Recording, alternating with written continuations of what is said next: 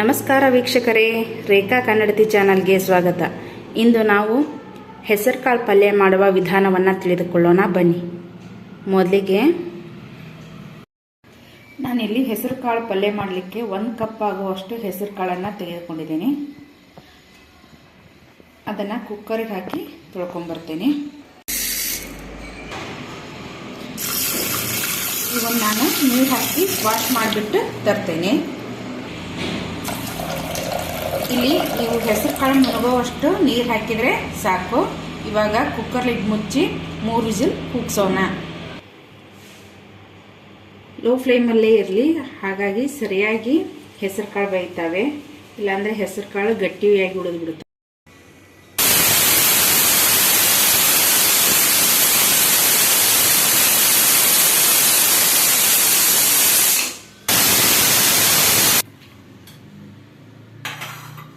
ನೋಡಿ, ಇಲ್ಲಿ ನಾನು 3 ವಿಸಿಲನ್ನು ಕೂಗಿಸ್ಕೊಂಡು ಹಬೆ ಎಲ್ಲ ಹೋದ್ಮೇಲೆ ತೆಗೆದು ನೋಡ್ತಾ ಇದ್ದೀನಿ ಎಷ್ಟು ಕುದಿದಾವೆ ಅಂತ.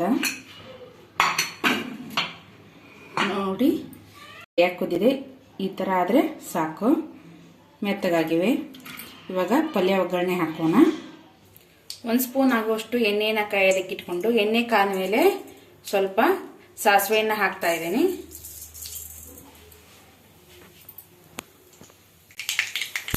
ಸಾಸಿವೆ ಚಿಟಪಟ ಅಂತಿದ್ದಾಗೆ ಸ್ವಲ್ಪ ಜೀರಿಗೆಯನ್ನು ಹಾಕೋಣ.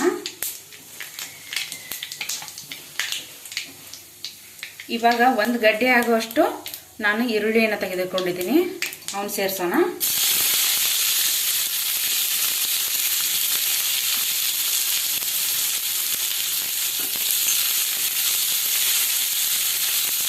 ಇದು ಸ್ವಲ್ಪ ಬ್ರೌನ್ ಆಗಿ ಅಲ್ಲಿವರೆಗೂ ಹುರ್ಕೊಳ್ಳೋಣ. ಇಷ್ಟು ಕಲರ್ ಚೇಂಜ್ ಆದರೆ ಸಾಕು. ಇವಾಗ ಕರಿಬೇವನ್ನು ಸೇರಿಸ್ಕೊಳ್ಳೋಣ. 1 ಗರಿ ಆಗೋಷ್ಟು ಕರಿಬೇವು ತಗೊಂಡಿದ್ದೀನಿ ನಾನಿಲ್ಲಿ. ಆಮೇಲೆ 1 ಸ್ಪೂನ್ ಆಗುವಷ್ಟು ಜಜ್ಜಿರುವಂತಹ ಹಸಿ ಮೆಣಸಿನಕಾಯಿ ಪೇಸ್ಟನ್ನು ತೆಗೆದುಕೊಂಡಿದ್ದೀನಿ, ಅದನ್ನು ಸೇರಿಸ್ಕೊಳ್ಳೋಣ. ಇದು ಹಸಿ ವಾಸನೆ ಹೋಗುವವರೆಗೂ ಸ್ವಲ್ಪ ಹೊತ್ತು ಹುರ್ಕೊಳ್ಳೋಣ.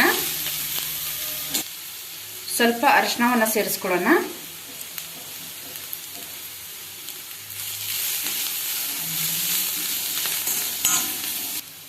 ರುಚಿಗಾಗುವಷ್ಟು ಉಪ್ಪನ್ನು ಸೇರಿಸ್ಕೊತಾ ಇದ್ದೀನಿ. ಸ್ವಲ್ಪ ಸಕ್ಕರೆಯನ್ನು ಸೇರಿಸ್ಕೊತಾ ಇದ್ದೀನಿ. ಇಲ್ಲಿ 1 ಸ್ಪೂನ್ ಆಗುವಷ್ಟು ಲಿಂಬೆಹಣ್ಣಿನ ರಸವನ್ನು ಸೇರಿಸ್ಕೊತಾ ಇದ್ದೀನಿ. ಇವಾಗ ಎಲ್ಲವನ್ನು ಒಂದ್ಸತಿ ಮಿಕ್ಸ್ ಮಾಡ್ಕೊಳ್ಳೋಣ. ಇವಾಗ ಕುದಿಸಿರುವಂತಹ ಕಾಳನ್ನು ಹಾಕ್ಕೊಳ್ಳೋಣ.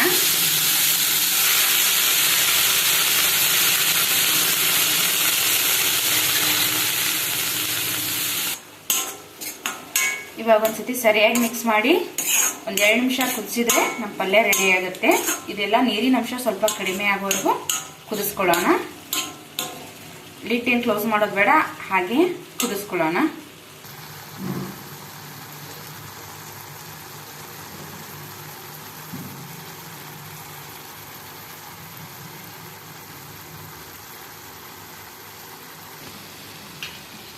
ಇವಾಗ ನೀರಿನ ಅಂಶ ಎಲ್ಲ ಕಡಿಮೆ ಆಗಿದೆ.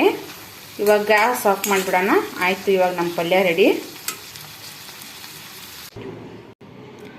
ನೋಡಿ ವೀಕ್ಷಕರೇ, ನಾನಿಲ್ಲಿ ಹೆಸರುಕಾಳು ಪಲ್ಯನ ಮಾಡ್ಕೊಂಡು ಬಂದಿದ್ದೇನೆ.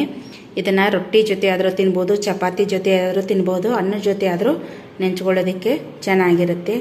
ನೀವು ಒಂದ್ಸತಿ ಮನೇಲಿ ಮಾಡಿಕೊಂಡು ಹೇಳಿ ಹೇಗೆ ಬಂದಿದೆ ಅಂತ. ರೇಖಾ ಕನ್ನಡತಿ ಚಾನಲನ್ನು ಸಬ್ಸ್ಕ್ರೈಬ್ ಮಾಡಿ, ಶೇರ್ ಮಾಡಿ, ಲೈಕ್ ಮಾಡಿ, ಕಮೆಂಟ್ ಮಾಡಿ. ಧನ್ಯವಾದಗಳು.